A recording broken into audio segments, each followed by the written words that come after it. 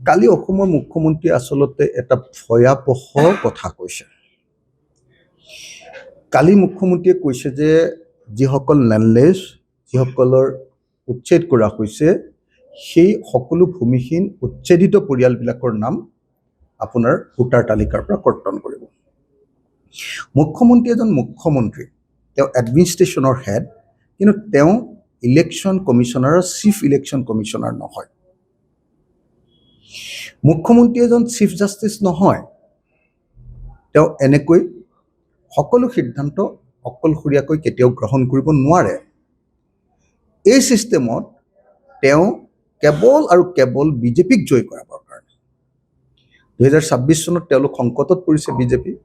গতিকে বিজেপিক জয় কৰাবৰ কাৰণে তেওঁ মুছলমানৰ ওপৰত আক্ৰমণ কৰি যি উচ্ছেদ অভিযান চলাইছে, সেই অভিযানৰ সময়তে তেওঁ উচ্ছেদিত সকলো মানুহৰ নাম ভোটাৰ তালিকাৰ পৰা কৰ্তন কৰিব বুলি যি কথা কৈছে, এইটো এটা অকল অসাংবিধানিকে নহয়, এইটো এটা অমানৱীয় ঘটনা আৰু এইটো একেবাৰে সম্পূৰ্ণৰূপে বেআইনী। মই ভাবোঁ যে আচলতে মই আপোনাক এটা উদাহৰণ দিছোঁ।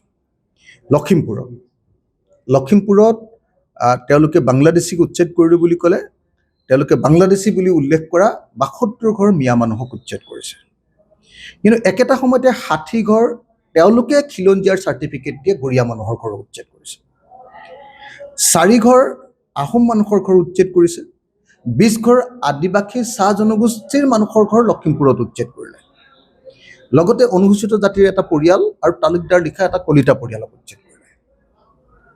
তাৰমানে অসমৰ খিলঞ্জীয়া মানুহ আপোনালোকে যদি হিচাপ কৰে, তেতিয়াহ'লে গৰীয়া তেওঁলোকক 60টা, তাৰপিছত 20টা আদিবাসী পৰিয়াল, 80টা, 4টা আহোম পৰিয়াল 84টা, এটা অনুসূচিত জাতিৰ পৰিয়াল 85টা আৰু এটা কলিতা পৰিয়াল 86টা।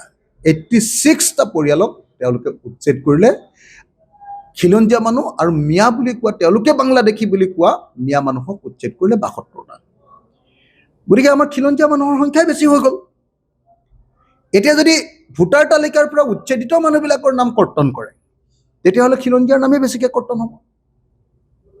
আজি গোৱালপাৰা আৰু বিলাচীপাৰা, ধুবুৰী, চাপৰত যিটো উচ্ছেদ কৰিছে, তাত দেশী মানুহ মানে হিমন্ত বিশ্ব শৰ্মাৰ বিজেপি চৰকাৰখনে যাক আপোনাৰ খিলঞ্জীয়াৰ চাৰ্টিফিকেট দিছে, সেই দেশী মানুহৰ বেছি উচ্ছেদ হৈছে। তেতিয়াহ'লে সেই দেশী মানুহবিলাকৰ নামো এতিয়া তেতিয়াহ'লে খিলঞ্জীয়াৰ তেওঁলোকৰ এই তথাকথিত খিলঞ্জীয়া চৰকাৰখনে তাৰমানে এতিয়া দেশী মানুহবিলাকৰ নামো এতিয়া ভোটাৰ তালিকাৰ পৰা কৰ্তন কৰিব। এনেকুৱা ধৰণৰ অসাংবিধানিক, এনেকুৱা ধৰণৰ একদম অমানৱীয়, বেআইনী, এনেকুৱা ধৰণৰ ভয়ংকৰ কথা কৈ অসমৰ মুখ্যমন্ত্ৰীজনে অসমৰ গণতান্ত্ৰিক ব্যৱস্থাটোৰ ওপৰত আক্ৰমণ কৰিছে। আৰু সেইকাৰণে মই অসমৰ মুখ্যমন্ত্ৰীক এনেকুৱা ধৰণৰ বেআইনী কথা বন্ধ কৰিবলৈ আৰু উচ্ছেদ বন্ধ কৰি ভূমিহীন মানুহবিলাকক মাটি দিবৰ কাৰণে মই কাম কৰিবৰ কাৰণে আহ্বান জনাইছোঁ। আজি অসমত যদি কোনোবাই লেণ্ড জেহাদ কৰিছে, সেইটো কোনো দুখীয়া মানুহে কৰা নাই। দুখীয়া মানুহে নিজৰ ঘৰ থাকিবৰ কাৰণে 1 কঠা মাটি ক'ৰবাত লৈছে, 1 বিঘা মাটি লৈছে। কিন্তু হিমন্ত বিশ্ব শৰ্মা আৰু তেওঁৰ পত্নী, মন্ত্ৰীবিলাক আৰু তেওঁলোকৰ পত্নীসকলেহে অসমত লেণ্ড জেহাদ কৰিছে। লেণ্ড জেহাদ কৰি নিজৰ কাৰণে মাটি গোটাইছে। তেওঁলোকে 1 টকা দামত টাটা কোম্পানীক মাটি দিছে 1 বিঘাকে জাগিৰোডত। 1 বিঘা মাটি, 700 বিঘা মাটি 700 টকাত দিছে। আদানী, আম্বানী, ৰামদেৱক তেওঁলোকে বিনামূলীয়াকৈ 1 টকা দামত মাটি দিব খুজিছে। এই ভয়ংকৰ সিদ্ধান্তবিলাক ব্ৰিটিছে কৰা, যিবিলাক বাগান যেনেকৈ লৈ লৈছিলে ৱেষ্টলেণ্ড ৰুলছৰ নামত, ফ্ৰী চেম্পল গ্ৰাণ্টৰ নামত, ওখ মাটিবিলাক তেওঁলোকে যেনেকৈ কোম্পানীবিলাকক চমজাই দিছিলে, এতিয়া মানুহ বসবাস কৰা মাটিবিলাকো তেনেকৈ তেওঁলোকে চমজাই দিব খুজিছে। গতিকে এটা ভয়ংকৰ সিদ্ধান্ত জাপি দি আকৌ অসমৰ জনতাকে তেওঁলোকে ভোটাৰ তালিকাৰ পৰা কৰ্তন কৰি সেইটোকে যিকোনো খবৰৰ বাবে যোগাযোগ কৰক 7099017330 লগতে 7099017110 নম্বৰত।